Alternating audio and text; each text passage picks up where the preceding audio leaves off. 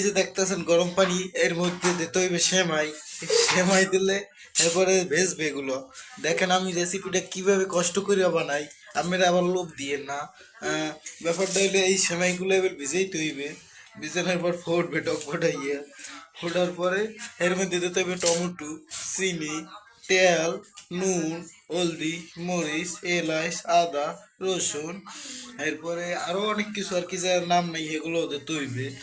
এরপর দিতে হইবে কেওড়া জল না, যদি আমি খান তাহলে ওই যদি আর পাতে দিয়ে দেবো। এরপরে দিতে হইবে কেওড়া জল, গোলাপ জল, আতর, তারপরে এর সাথে আরো কিছু দিতে হইবে ধূপ। এগুলো সব দিয়ে মিক্স করে তারপরে এগুলো খাইতে হইবে। তারপরে খাওয়ার পরে বাথরুমে যাইতে হইবে। এখন আপনারা দেখতে আছেন বর্তমানে আমরা এই জিলাপি এই সেমাইটারে ভিজাইতে আছি। এই সেমাইটা ভিজানোর পর এর মধ্যে ডিম দিয়ে টমেটো দিয়ে লাড়া দেবো। তারপরে কারি খেতে করা লাগবে না, ওই এই হ্যাঁ তার মধ্যে দিয়ে দেয় 100 টাকা। না তো এই ব্লগটা আপনারা সবাই দেখবেন আর বেশি বেশি লাথি মারবেন। তাই এই দেখতেছেন এগুলো কিন্তু মশলা না, এগুলো মশলাই। আর এগুলো হচ্ছে, এগুলো দেখতে পাইতেছেন এটা উন্নত মানের একটা রেসিপি। এখানে দেখতে পাচ্ছেন ডিম, ডিমগুলো আসলে খাওয়ার জন্য না, এগুলো এই সেমাই লিডু সেমাইয়ের মধ্যে দেওয়ার জন্য। এখন মনে করেন এই সেমাইগুলো লাড়া দিতে হবে। দেখেন সেমাইগুলো কত মোটা মোটা।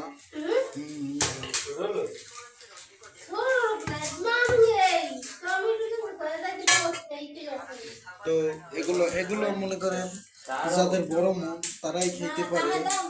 সেটা দেখেন এদিকে দেখতেছেন এই যে দেখেন কাটে কিভাবে। এই দেখেন এই পচা টমেটো কিনে আছে, এগুলো খায় না কিন্তু খাওয়া যায় খাইলে। এগুলো খাওয়ায় গরু ছাগলের। এখন চিন্তা করলাম এই ছাগল এই একটা আমার ঘরেও আছে, ওই একটা ওইটা হালাই না।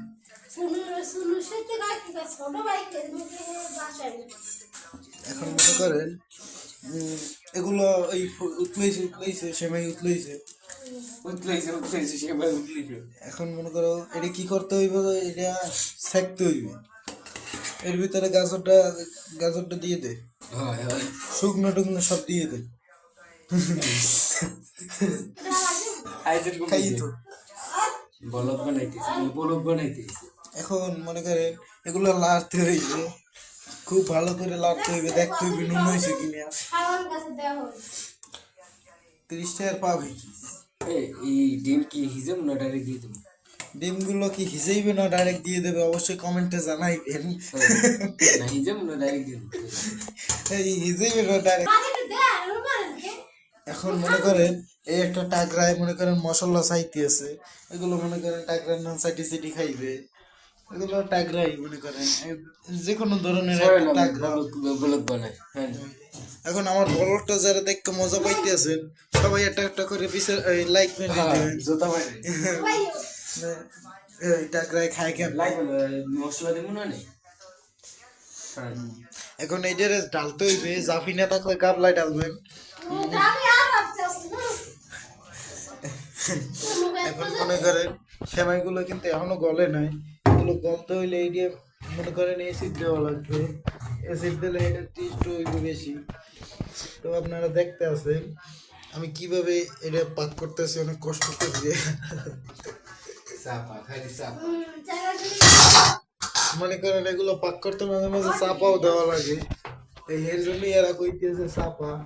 মনে করেন চাপা চাপা ছাড়া এগুলো পাকা যায় না। এখন মনে করেন এই কড়াই দিয়ে দিলাম, এর ভিতরে নুন দেবো, এবারে মরিচ দেবো, তেল দেবো, আদা দেবো, রসুন দেবো, বেলের ওই কি জানি শুকনো মরিচ দেবো, কাঁচা লঙ্কা দেবো, সেমাই দেবো, তারপরে এই কড়াইয়ের মধ্যে বালি দেবো।